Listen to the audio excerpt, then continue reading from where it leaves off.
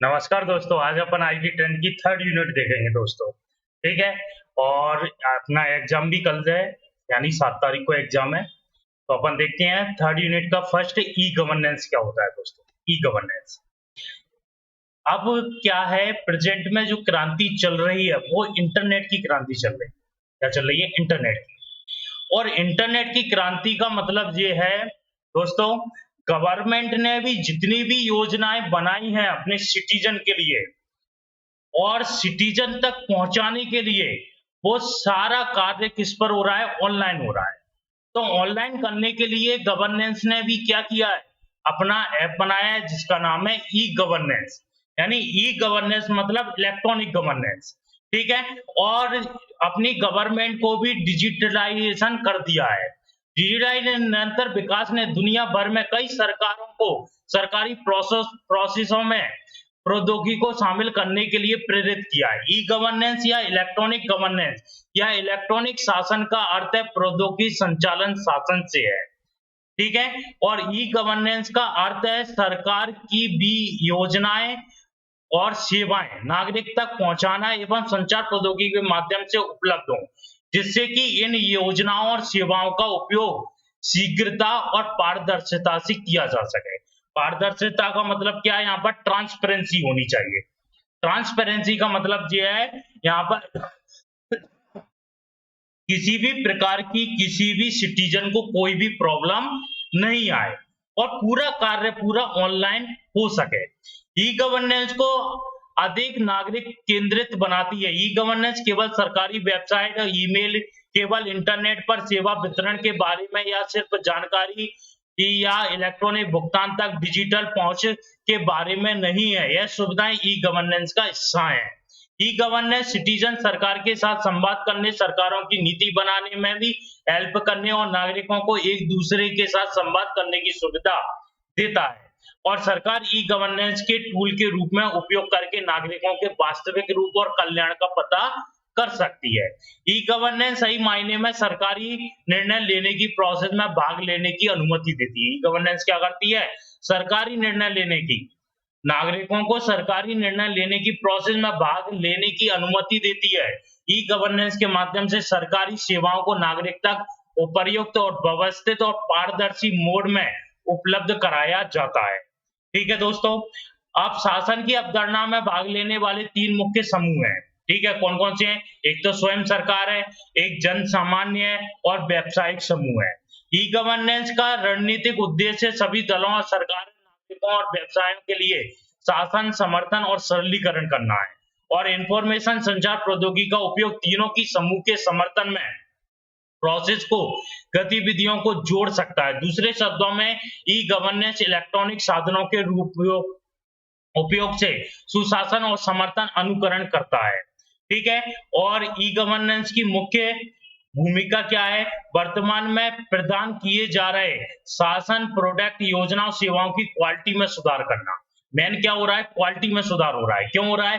क्योंकि जितनी भी योजनाएँ बनाई जा रही हैं, वो धरातल पर पहुँच रही हैं, यानी लास्ट नागरिक तक पहुँच रही हैं और वो उसका ऑनलाइन उपयोग कर सकता है। नागरिकों को केंद्रित शासन अर्थात जो शासन की सेवा में लोगों द्वारा यानी जो सिटीजन है उनकी भागीदारी को बढ़ाना है। शासन के क्षेत्र के तहत सामाजिक वंचित वर्गों, गरीब, अनपढ़, ग्रामीण लोग, प्रवासी और विस्थापित लोग भी शामिल किए जा सके। ठीक है? इसमें कोई भी व्यक्ति हो, चाहे वो पिछड़ा हो, अनपढ़ हो, ग्रामीण हो या प्रवासी हो, सबको शामिल करने का काम किया जा रहा है। एक प्रभावी सरकारों को करदाताओं जैसे यानी पैसे के लिए अधिकतर मूल्य प्रदान करती है और आमतौर पर रिकॉर्ड और जानकारी अलग-अलग स्थानों होने के कारण लोगों के प्रश्नों और समस्याओं का जवाब देने में बहुत समय वहीं आईसीटी की मदद से कार्य कम समय में किया जा सकता है। ठीक है? ई गवर्नेंस के टाइप। अब ई गवर्नेंस के टाइप कौन-कौन से हैं दोस्तों? जी अपन देखेंगे। ठीक है? और ये वेरी इंपॉर्टेंट है ई गवर्नेंस के कार्य। ठीक है? इनसे ये सभी कार्य होते हैं। ठीक है? या अपन ठीक है? सबसे पहला कौन-सा आ रहा है? जी2जी। जी2जी की फुल फॉर्म होती है गवर्नमेंट टू गवर्नमेंट। ठीक है? अब विभिन्न सरकारी विभागों और फर्मों, एजेंसियों के बीच जब इंफॉर्मेशन और सेवाओं का आदान प्रदान होता है, इससे सरकारी प्रोसेस की क्षमता बढ़ जाती है।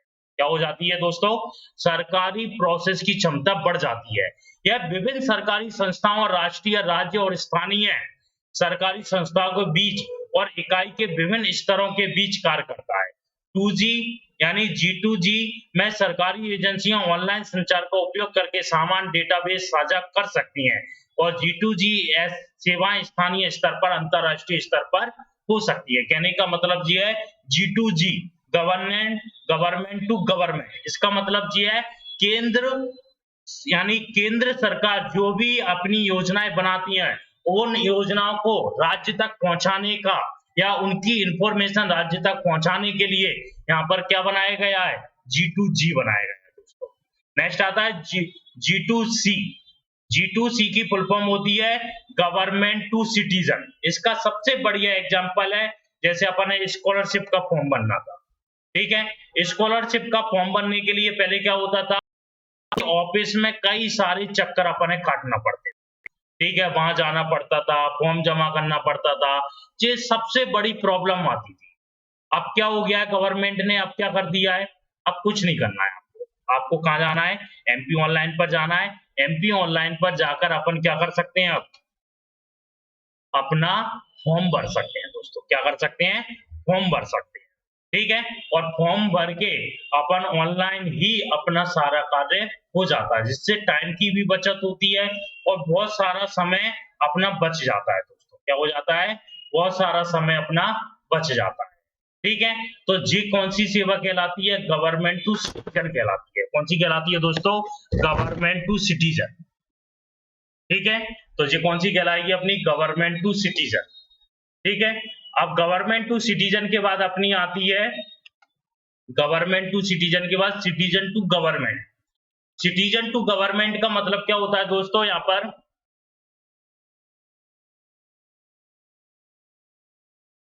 गवर्नमेंट यानी सिटीजन टू गवर्नमेंट का मतलब क्या होता है? अब अपन ने कोई भी कार्य करना है गवर्नमेंट का, या अपन ने कोई शिकायत दर्ज करवानी है, अब सब चीजें क्या होने लगी हैं? ऑनलाइन होने लगी हैं दोस्तों। जैसे सीएम हेल्पलाइन चल रही है, तो अपनी कोई भी सेवा वगैरह कुछ भी प्रॉब्लम है, अपन गवर्नमेंट तक पहुंचा सकते हैं, ठीक है? तो इसके लिए क्या चल रहा है अब? गवर्नमेंट यानी सिटीजन टू गवर्नमेंट का भी यूज हो रहा है प्रेजेंट में। किसका हो रहा है? सिटीजन टू गवर्नमेंट का भी यूज हो रहा है। नेक्स्ट आता है सिटीजन टू सिटीजन। क्या आता है? Next citizen to citizen. तो उसका भी अपन क्या कर पा रहे हैं? यूज कर पा रहे हैं, ठीक है? जिसे अपन C2C बोल सकते हैं। क्या बोल सकते हैं दोस्तों? C2C बोल सकते हैं, ठीक है? और जिसका यूज भी अपन अब कर पा रहे हैं, ठीक है? तो जी कौन से कहलाते हैं? अपने अपनी ये एक टाइप से कहलाते हैं गवर्नमेंट के। क्या कहलाते हैं? टाइप से कहलाते हैं, ठीक है दोस्तों? तो जी अपने क्या हो गए हैं? टाइप्स हो गए।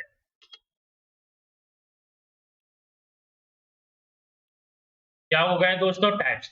मैं आपको सबको एक चीज और बता देता हूं दोस्तों, एग्जाम देना कैसे है, ये अच्छे समझ लेना, ठीक है? आज के वीडियो में सबसे पहले तो आपको एग्जाम देने के लिए सबसे पहले एडमिट कार्ड के साथ आधार कार्ड भी ले जाना कंपलसरी है।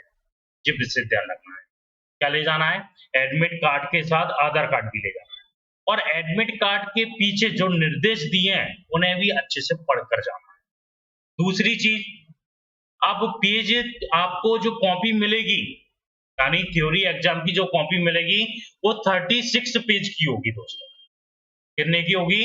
36 पेज की, ठीक है? अब 36 पेज की कॉपी है, उसमें 25 से 30 तक पेज आपको भरकर आना है। ये विशेष ध्यान रखना है। तीसरी चीज क्या याद रखना है आपको? 25 से 30 पेज हो गए, ठीक है? अब जैसे 8 नंबर का क्वेश्चन है, तो 3 से 4 पेज में, और 16 नंबर का क्वेश्चन है, तो 6 से 7 पेज में उसे लिखकर आना है, ठीक है दोस्तों? और एक चीज और याद रखनी है, वो क्या याद रखना है? आपको कॉपी एक ही मिलेगी, वो भी 36 पेज की, दूसरी कॉपी नहीं मिलेगी।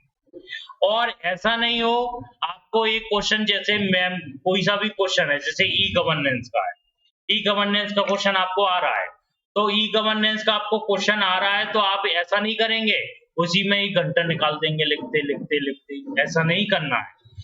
प्रत्येक क्वेश्चन के लिए टाइम डिवाइड करना है, जितने टाइम का अपने पेपर यानी एग्जाम होना है उसके हिसाब से टाइम डिवाइड करना है, उतना ही टाइम देना है और सारे क्वेश्चन अटेम्प्ट करके आना है, ठीक है।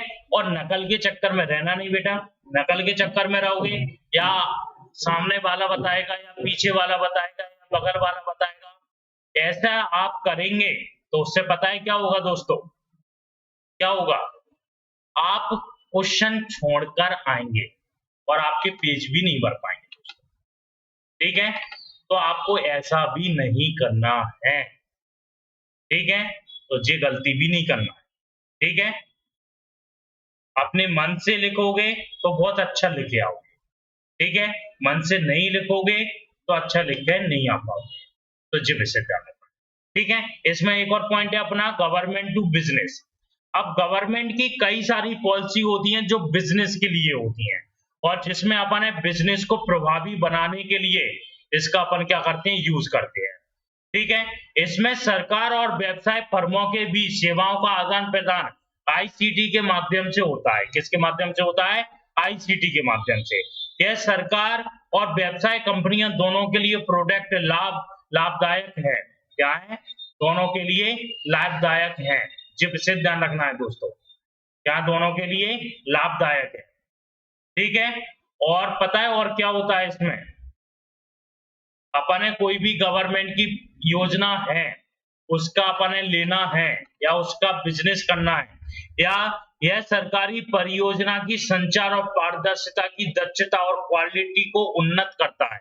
इसके माध्यम से व्यापारी घर से ही ऑनलाइन सरकारी कामों को कर सकते हैं तथा सरकार व्यापारिक क्षेत्रों में संपर्क कर लेन देन का काम करती है, जैसे ट्रेडिंग लाइसेंस के लिए आवेदन करना, कंपनी या सोसाइटी का रजिस्ट्रेशन, ये सारे कार्य क्या हो चुके हैं, ऑनलाइन हो चुके हैं दोस्तों।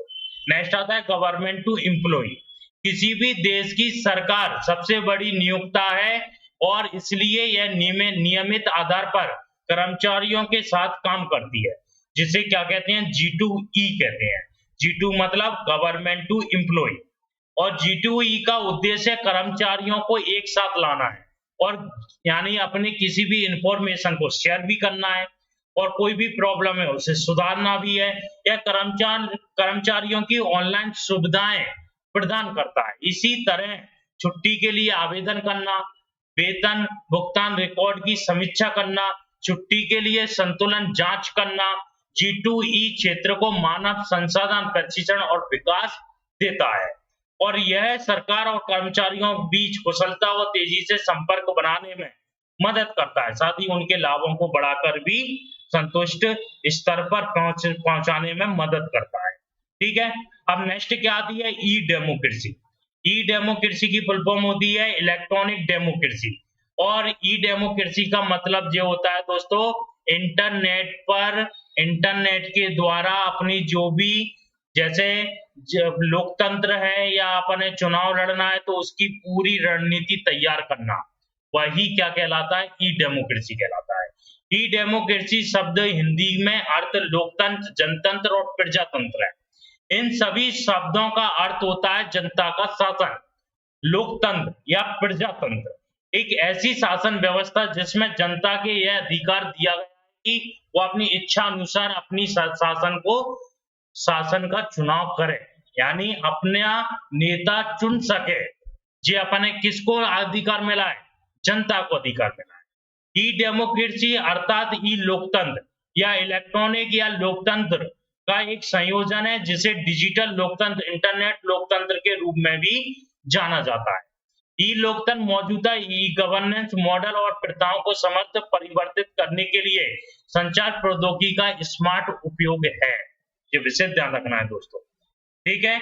अब यानी अपन ने क्या करना है, चुनाव के लिए किसी भी प्रकार की रणनीति बनाना है, सबसे बढ़िया है ई डेमोक्रेसी। आजकल राजनेताओं द्वारा भी तकनीक एवं इंटरनेट का यूज किया जा रहा है।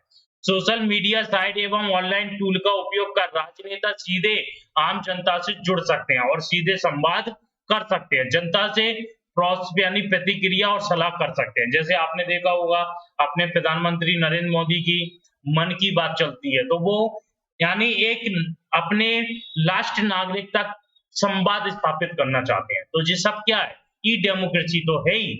ठीक है दोस्तों, अब नेक्स्ट अपन बात करेंगे पब्लिक प्राइवेट पार्टनरशिप की। इसकी बात करेंगे पब्लिक प्राइवेट पार्टनरशिप, जिसे बोलते हैं ट्रिपल पी या 3P या P3। ठीक है, पब्लिक प्राइवेट पार्टनरशिप या सार्वजनिक निजी साझेदारी को ट्रिपल पी, 3P और P3 आदि नामों से जाना जाता है। ठीक है, सार्वजनिक निजी साझेदारी एक मॉडल है जहां सरकार बुनियादी परियोजनाओं को पूरा करने के लिए निजी कंपनियों के साथ जुड़ती है और सार्वजनिक निजी भागीदारियों में एक सरकारी एजेंसी और निजी क्षेत्र की कंपनियों के बीच सहयोग शामिल होता है। दोनों के बीच में यह गठबंधन देश के भीतर अब इंफ्रास्ट्रक्चर और सुविधाओं को वित्त व्यवस्था और डिजाइन, निर्माण और रखरखाव की सुनिश्चित करता है। सार्वजनिक निजी भागीदारी दीर्घकालीन अनुबंध है जो एक सार्वजनिक प्राधिकरण और निजी क्षेत्र द्वारा दीर्घकालीन संपत्ति सेवा प्रदान करने के लिए बनाई गई है। इसके तहत सरकार निजी कंपनियों के साथ अपनी परियोजनाओं को पूरा करती है। इसके द्वारा किसी जनसेवा या बुनियादी ढांचे के विकास के लिए धन की व्यवस्था की जाती है। किसकी व्यवस्था की जाती है? धन की व्यवस्था की जाती है। ट्रिपल पी व्यवस्था बड़ी परियोजनाओं के लिए उपयोगी है जिन्हें शुरू करने के लिए अत्यधिक कुशल श्रमिकों और धन की आवश्यकता होती है। ट्रिपल पी की व्यवस्था सरकारी क्षेत्र में निजी क्षेत्र की भागीदारी को संदर्भित करती है, जिसका उद्देश्य प्रबंधन विशेषज्ञ मौद्रिक योगदान के रूप में सार्वजनिक लाभ के उद्देश्य से है। ऐसी परियोजना संबंधित निजी संस्थाओं को सौंपी जाती हैं, अपने क्षेत्र में विशेषज्ञों और ज्ञान रखती हैं। ठीक है, अब इसके कुछ पॉइंट हैं जिन्हें अपने फाइनेंस करना किसी परियोजना को जल्द पूरा कर सकता है। ट्रिपल पी उच्च प्राथमिकता वाली सरकार नियोजित परियोजनाओं से संबंधित है। इसमें दो प्रश्न शामिल हैं, सरकार और संबंधित निजी कंपनी। दूसरा है ट्रिपल पी दृष्टिकोण दीर्घकालीन सार्वजनिक सेवाओं की सुविधाओं से संबंधित है, जिसमें एक विशिष्ट अवधि के लिए निजी क्षेत्र के डिजाइन, निर्माण, रखरखाव और सहायता सेवाओं के वितरण की आवश्यकता होती है। ठीक है, सफल परियोजनाओं के लिए सरकार और फर्म के बीच पूंजी और डिजाइन और अन्य आवश्यक संसाधन साझा किए जाते हैं और ट्रिपल पी मॉडल से सरकार को उसकी बजटीय समस्याओं व उधार लेने की सीमाओं में मुक्ति मिलती है। ठीक है, ट्रिपल पी का मुख्य उद्देश्य सार्वजनिक और निजी क्षेत्रों के कौशल और विशेषज्ञों अनुभवों को संयोजित करना है ताकि उच्च क्वालिटी और नई तकनीक वाली सेवाएं दी जा सके। ठीक है, तो ये सारी अपने पॉइंट देखना है। यह परियोजना आमतौर पर वर्षों के लिए होती है, इसलिए सरकारी प्राधिकरण और निजी संस्था विस्तारित अवधि के लिए जुड़ी हुई हैं। ठीक है दोस्तों, ये अपने 5 पॉइंट आपको तैयार करना है इनमें से। ठीक है, मध्य प्रदेश ऑनलाइन पोर्टल, जैसे कि आज लोग जानते हैं कि राज्य के लोगों को अपनी शिकायत क्या करवाना है, अपने शिकायत दर्ज करवाना है। किस पर? ठीक है, ऑनलाइन पोर्टल पर। शिकायत का समाधान प्राप्त करने के लिए सरकारी विभागों के चक्कर काटने पड़ते थे।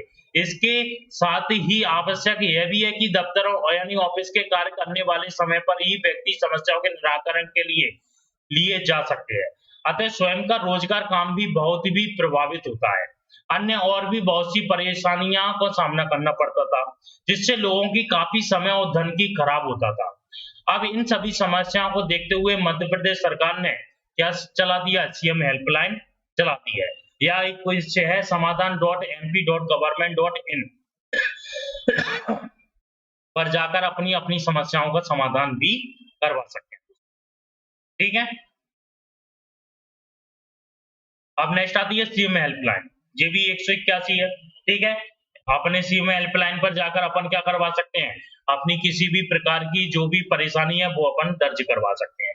उस पर तुरंत सुनवाई होती है और ये 7 बजे से 11 बजे तक ओपन रहती है हेल्पलाइन और शिकायतों का निराकरण 7 से लेकर 30 दिन तक किया जा सकता है।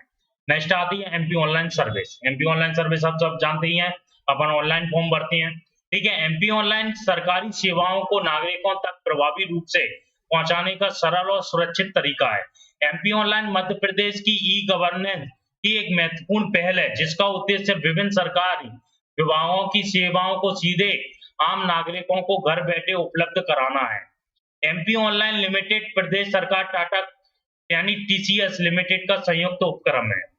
ठीक है, एमपी ऑनलाइन में यह देश के सभी 52 जिले यानी 350 से अधिक तहसील में सेवाओं के कार्यों के माध्यम से ऑनलाइन प्रदान किया जा रहा है। अपन कोई भी कार्य करना है, कुछ भी करना है, किसी का रजिस्ट्रेशन करवाना है या फर्म रजिस्ट्रेशन करवाना है या ऑनलाइन फॉर्म भरना है, ये सारे कार्यों के लिए अब एमपी ऑनलाइन है।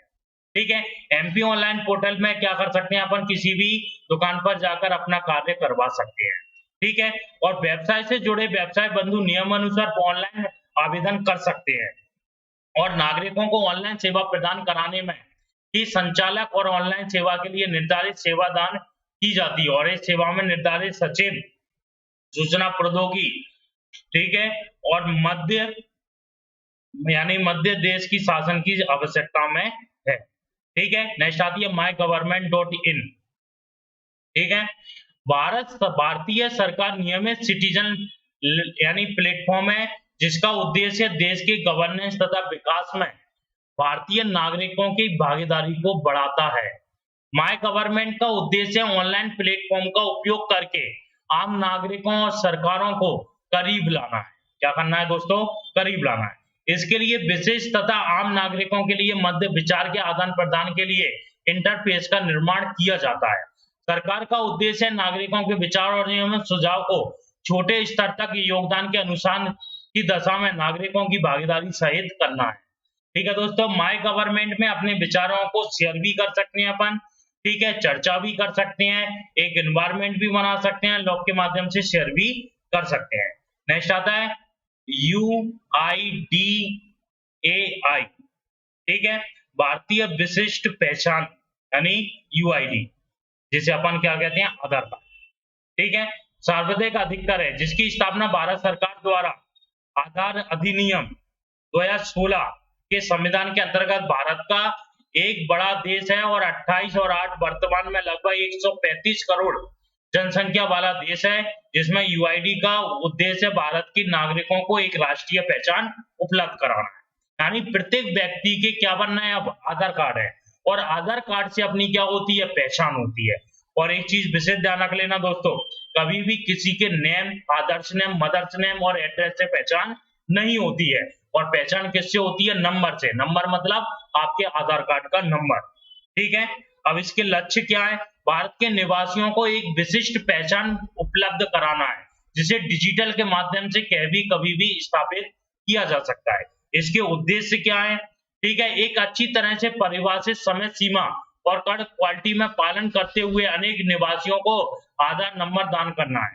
ठीक है, अपने सहयोगियों के साथ मिलकर ऐसे स्ट्रक्चर बनाना है जो निवासियों को डिजिटल पहचान रखने व स्थापित करने में सुविधाजनक हो। आधार का लाभ उठाकर निवासियों को उचित भावी वृद्धा निष्पक्ष सेवा मिल सके। ठीक है, और औद्योगिक स्ट्रक्चर के उपलब्ध में मापनीयता और परिवर्तनशीलता सुनिश्चित करना है। ठीक है, आधार यूआईडी अधिकतर नियम निर्धारित सत्यापन को पूरा करने के उपरांत भारत के निवासियों को जारी किया जाता है। और आधार संख्या 12 अंक के एक रैंडम संख्या है, यानी अपना जो आधार कार्ड का नंबर होता है वो 12 नंबर का होता है। ये विशेष ध्यान रखना है। ठीक है, नेक्स्ट आता है उमंग है। उमंग ऐप एक कौन सा है? Unified mobile application for new age governance. इस ऐप का प्रधानमंत्री द्वारा लॉन्च किया गया। जो उमंग ऐप किसके द्वारा किया गया? प्रधानमंत्री द्वारा। इसका उद्देश्य डिजिटल इंडिया में उमंग की मदद से हमारा देश डिजिटल हो जाएगा। क्या हो जाएगा दोस्तों? डिजिटल। उमंग में लगभग 162 से अधिक सर्विस आपको मिलती है। उमंग ऐप में minister of electronic and information technology, जिसे क्या बोलते हैं, MEIT, national of e governance division NEGD, दोनों से मिलकर बना है। उमंग ऐप के अंदर आपको केंद्र सरकार द्वारा राज्य सरकार जैसी बहुत सी सर्विस मिलती हैं। इसके साथ ही आपकी सरकारी एजेंसियों से संबंधित बहुत सी यानी सेवाओं का लाभ उठा सकें। इसके साथ Umang app 5th global conference on cyber space के अंदर लाया गया है, और इसके अंदर आप किसी भी डिजिटल इंडिया की सारी सेवाएं इस्तेमाल कर सकते हैं। ठीक है, नेक्स्ट आता है digital locker. Digital locker digital India का ही एक महत्वपूर्ण हिस्सा है, जिसके तहत इंडियन गवर्नमेंट आपको फ्री में शेयरेबल प्राइवेट यानी क्लाउड स्पेस प्रोवाइड कराती है।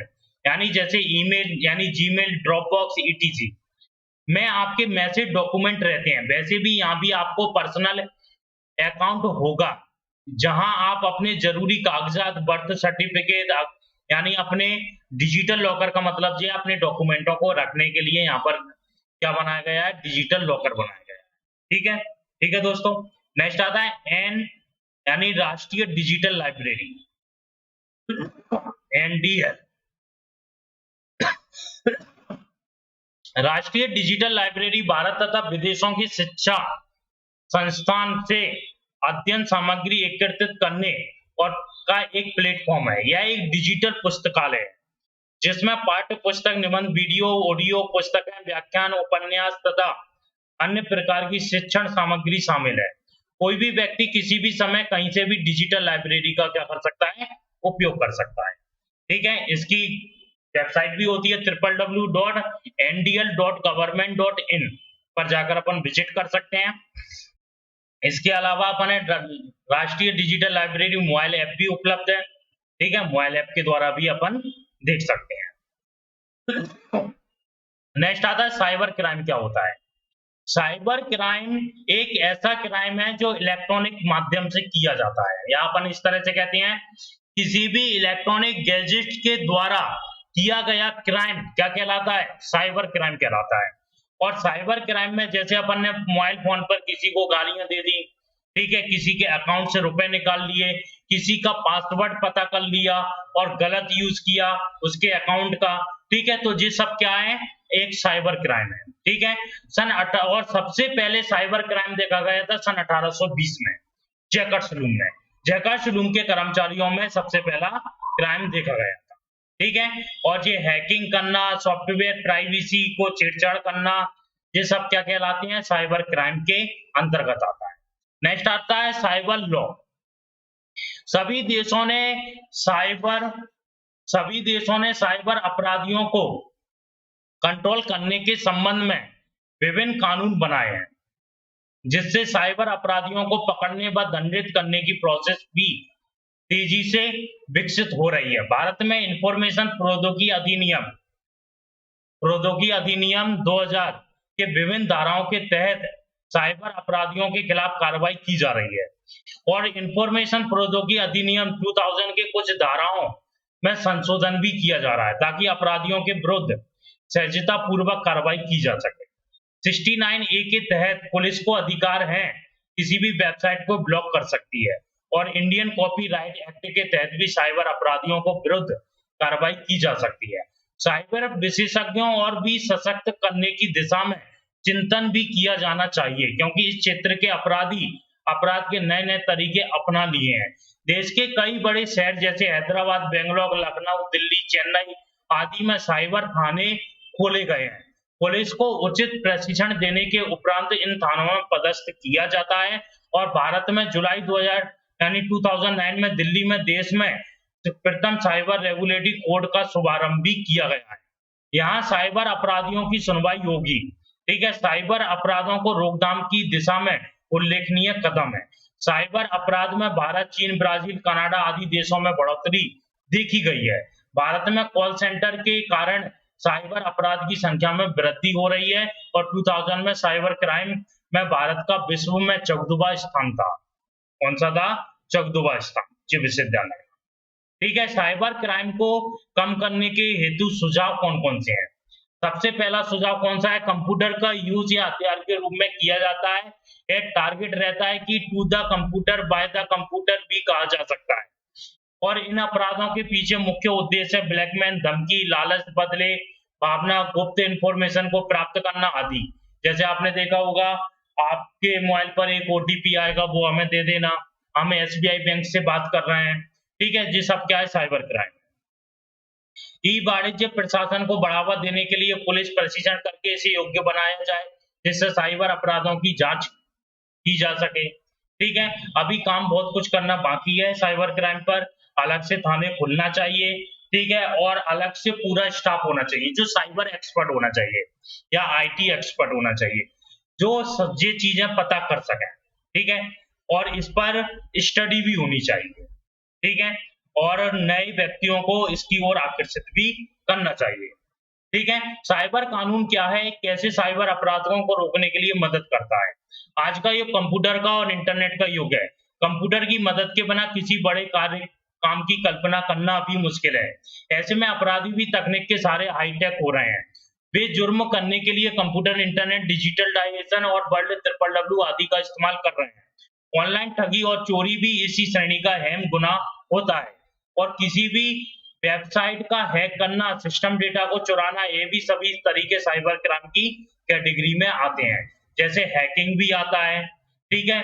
साइबर क्राइम को लेकर सख्त कानून, भारत में साइबर क्राइम मामलों में तेजी से इजाफा हो रहा है और सरकार ऐसे मामलों को लेकर बहुत गंभीर है। भारत सरकार ने क्राइम के मामलों में सूचना तकनीकी कानून 2000 और इंफॉर्मेशन कानून 2008 लागू होते हैं, मगर इस श्रेणी में कई मामलों में भारतीय दंड संहिता, कॉपीराइट कानून, 1957 कंपनी कानून और सरकारी गोपनीयता कानून, यहाँ तक कि आतंकवादी निरोधक कानून के तहत भी कार्रवाई की जा सकती है। ठीक है। हैकिंग, हैकिंग कौन होता है? हैकिंग एक व्यक्ति होता है जो ऑनलाइन रहकर किसी भी चीज को ऑनलाइन रहकर क्या कर लेवे, हैक कर लेवे, यानी आपके अकाउंट से रुपए अपने अकाउंट में ट्रांसफर कर लेवे, तो वो सब क्या कहलाता है? हैकिंग कहलाता है। ठीक है। जेबीआईटी एक्ट 2008 की धारा 43 ए, धारा 66 आईपीएस की धारा 379, 406 के तहत अपराध साबित होने पर 3 साल तक की जेल या 5 लाख रुपए तक का जुर्माना हो सकता है। जी विश्वविद्यालय। ईमेल स्पूफिंग और फ्रॉड, अक्सर आपके इनबॉक्स या स्पैम बॉक्स में कई तरह के इनाम देने वाले, बिजनेस पार्टनर वाले या लॉटरी निकलने वाले मेल आते हैं। ठीक है। ये सभी मेल किसी दूसरे शख्स के ईमेल या फर्जी ईमेल आईडी के जरिए किए जाते हैं। किसी दूसरे ईमेल के इस्तेमाल करते हुए गलत मकसद से दूसरों को ईमेल भेजना इसी अपराध की कैटेगरी में आता है। ये विशेष ध्यान रखना। ठीक है। इससे सबको सावधान करना चाहिए। ठीक है। कई मामलों में लागू होता है आईटी कानून। ठीक है। आईटी कानून कुछ मामलों में आईटी डिपार्टमेंट की तरह ही जारी किए गए आईटी नियम 2011 के तहत कार्रवाई की जाती है। बच्चों और महिलाओं को तंग करना, आज के दौर में सोशल नेटवर्किंग साइट में खूब चलन है कि ऐसी सोशल नेटवर्किंग वेबसाइट के ईमेल चैट की वगैरह के जरिए बच्चों या महिलाओं को तंग करने के मामले अक्सर सामने आते हैं। इन आधुनिक तरीकों से किसी भी अश्लील या धमकाने वाले मैसेज भेजना, किसी भी रूप में परेशान करना साइबर अपराध के दायरे में आता है। और किसी के खिलाफ दुर्भावना के अफवाह फैलना या नफरत फैलाना या बदनाम करना इस कैटेगरी का अपराध है। इस तहत के आईटी कानून 2009 धारा यानी 66 ए के तहत सजा का प्रावधान है। दोष साबित होने पर 3 साल तक की जेल और जुर्माना हो सकता है। जानकारी या डेटा का चोरी, ठीक है, ये भी साइबर क्राइम है।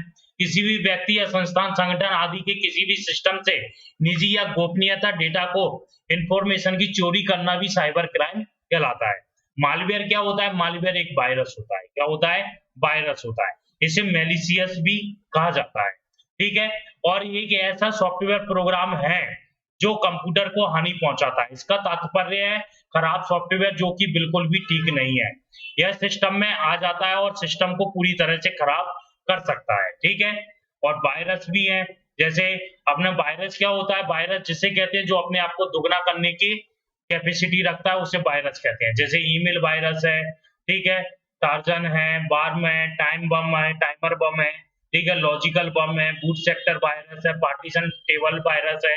ये सब वायरस होते हैं दोस्तों, और ये सिस्टम को नुकसान पहुंचाने का काम करते हैं।